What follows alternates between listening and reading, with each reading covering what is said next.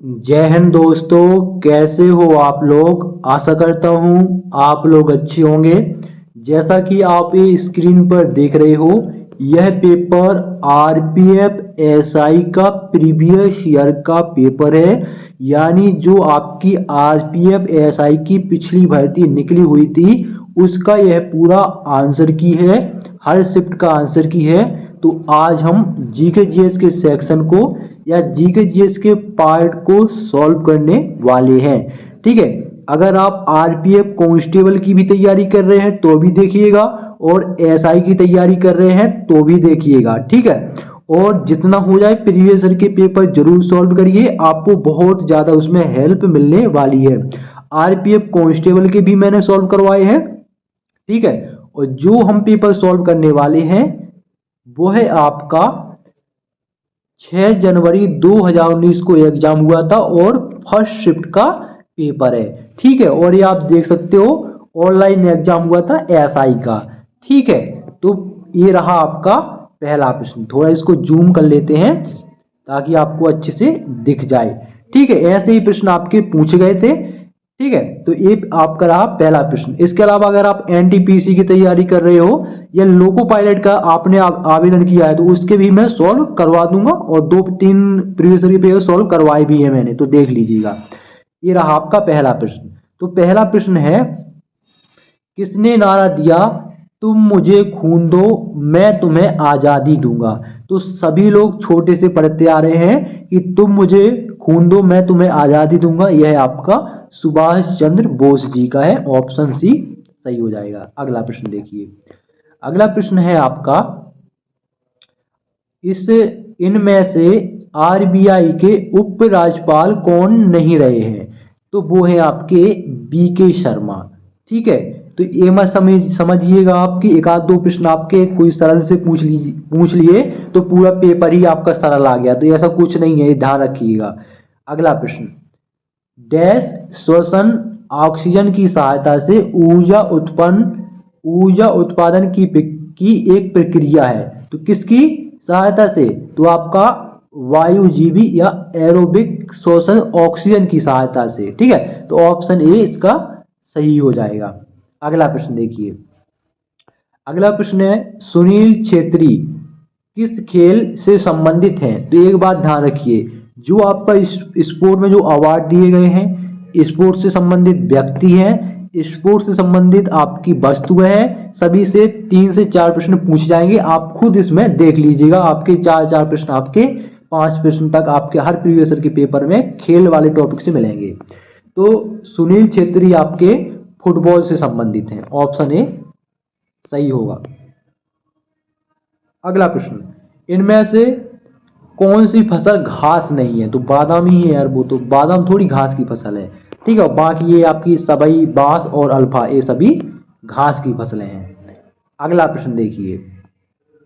2018 US open में पुरुषों का एकल खिताब किसने जीता। तो यह है आपका नोवाक जोकोविच ने जीता था। तो आपका करंट अफेयर्स भी आपका तगड़ा इसमें पूछा जा रहा है। ठीक है, तो इसको हल्के में नहीं लेना है। मैं क्या बोला था कि एक आध दो प्रश्न आपके सरल आ गए। पहला प्रश्न आपको सरल लगा तो सारे प्रश्न सरल होंगे, ऐसा कुछ नहीं है। लेकिन जो मेहनत करेगा उसका हो जाएगा। अगला प्रश्न है, संयुक्त राष्ट्र द्वारा निम्नलिखित वर्षों में से किस वर्ष को वनों का अंतरराष्ट्रीय वर्ष घोषित किया गया है।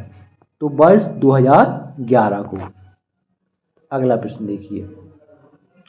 अगला प्रश्न है, पानी की बूंदों के रूप में नमी के स्रावित होने को कहा जाता है, क्या कहते हैं। तो इसको वृष्टि कहते हैं। क्या कहते हैं, वृष्टि कहते हैं। बढ़ते हैं अगले प्रश्न की ओर। अगला प्रश्न है, भारत के योजना आयोग को किस संगठन द्वारा प्रतिस्थापित किया गया था।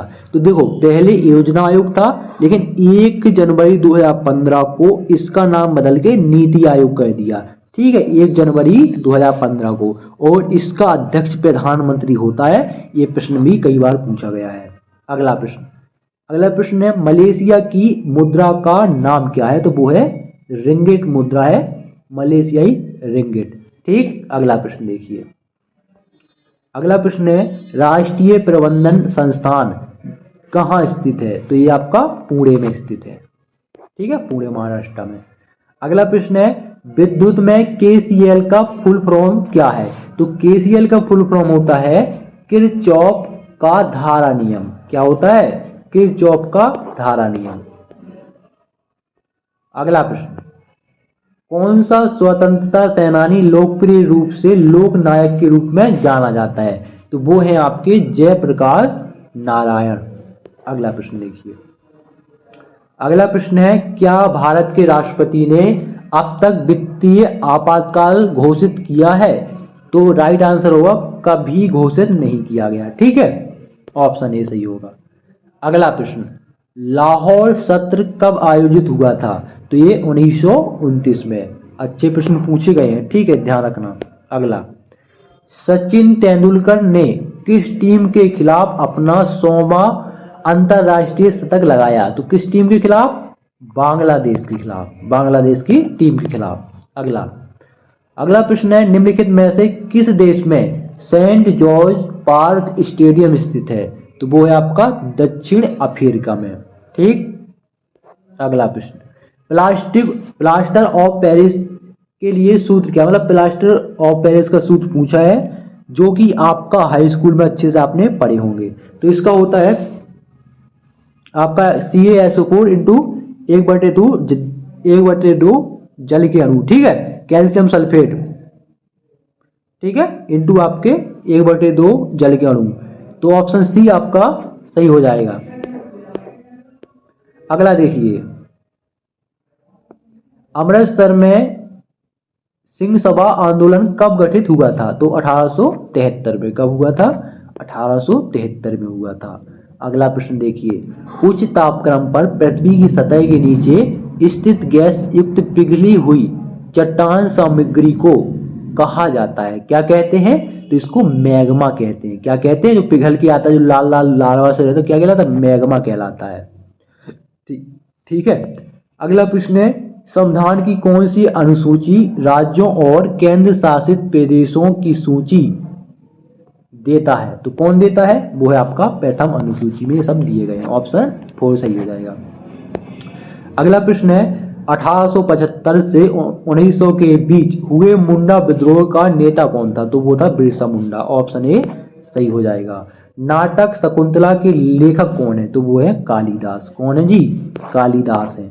अगला, एशिया कप निम्नलिखित खेलों में से किस से संबंधित है? तो ये क्रिकेट से संबंधित है। ठीक है, एशिया कप। अगला, इनमें से कौन सा शास्त्रीय नृत्य नहीं है? तो रासलीला आपका शास्त्रीय नृत्य नहीं है। बाकी मणिपुर का शास्त्रीय नृत्य है, उड़ीसी उड़ीसा, कुचिपुड़ी आंध्र प्रदेश का शास्त्रीय नृत्य है, कथक उत्तर प्रदेश का है, सत्रिय असम का है, मोहिनीअट्टम और कथकली आपके केरला के हैं, भरतनाट्यम तमिलनाडु का है। अगला प्रश्न, मुख्य चुनाव आयुक्त के कार्यालय का कार्यकाल कितना होता है? तो वो होता है 6 वर्ष का। ये ध्यान रखना इंपोर्टेंट है, अधिकतर 5 वर्ष लगाएंगे, लेकिन होता कितना है? 6 वर्ष। निम्नलिखित देशों या महाद्वीपों में से सहारा रेगिस्तान कहाँ स्थित है? तो ये उत्तर अफ्रीका में है। कहाँ पर? उत्तर अफ्रीका में। अगला, निम्नलिखित भक्ति संतों में से किसने पुष्टि मार्ग के दर्शन को प्रतिपादित किया? तो किसने किया? वल्लभाचार्य ने किया था। ऑप्शन ए सही हो जाएगा। अगला, चंद्रमा का द्रव्यमान क्या है? तो चंद्रमा का द्रव्यमान ऑप्शन ए सही होगा। अगला, निम्नलिखित में से कौन सी भाषा को भारत सरकार की राजभाषा के रूप में घोषित किया गया है? तो वो है आपकी हिंदी भाषा। प्रधानमंत्री देश के नेता हैं, तो प्रधानमंत्री लोकसभा में बहुमत पार्टी के नेता है। तो भैया लोकसभा में जिसका बहुमत होगा वही तो प्रधानमंत्री बनेगा, सीधा सा मतलब है। मुगल लघु चित्रकारी देश के शासनकाल में शिखर पर पहुंच गई। तो किसके? जहांगीर के शासनकाल में। ठीक है, क्या चित्रकारी, अगर स्थापत्य कला कहा जाए तो वो आपका शाहजहां के कार्यकाल में। ठीक है, राज्यसभा का पहला अध्यक्ष था, तो वो है डॉक्टर एस राधाकृष्णन। ठीक है, भारत के राष्ट्रपति का कार्यकाल है, तो राष्ट्रपति का कार्यकाल होता है 5 वर्ष का। 2011 की जनगणना के अनुसार भारत के निम्नलिखित राज्यों में से कौन सा निम्नतम लिंगानुपात है तो किसका है भैया, वो है आपका हरियाणा का। सबसे कम है, सबसे ज़्यादा केरला का है, और सबसे ज़्यादा वो क्या बोलते हैं उसको, साक्षरता दर केरल की, लेकिन अरे वो क्या बोलते हैं, जनसंख्या घनत्व सबसे ज़्यादा बिहार का है। ठीक है, ये पूछा गया इम्पोर्टेंट है। निम्नलिखित में से कौन सा दुनिया में न्यूनतम घनी आबादी वाला स्थान है, तो वो है ग्रीनलैंड। अगला, सर्दियों के मौसम में बोई जाने वाली फसलों को डैश फसलें कहा जाता है, तो रबी की फसल अक्टूबर नवंबर में बोई जाती है। ठीक है, उकाई बांध डैश में स्थित है, कहाँ पर, गुजरात में स्थित है।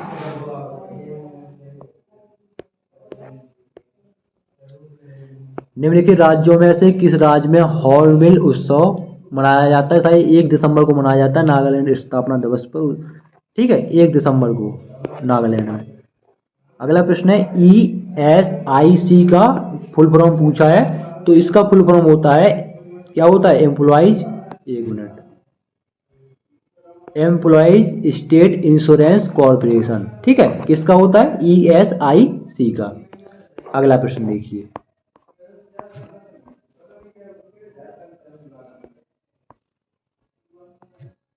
अगला प्रश्न है लोकसभा का अध्यक्ष डैश द्वारा चुना जाता है, तो किसके द्वारा, लोकसभा के सभी सदस्यों के द्वारा। ठीक है, सुंदरवन राष्ट्रीय उद्यान डैश में स्थित है, पश्चिम बंगाल में स्थित है, और कुछ हिस्से इसका बांग्लादेश में भी है। निम्नलिखित में से कौन सा भारत का 29 राज्य बना, वो है तेलंगाना।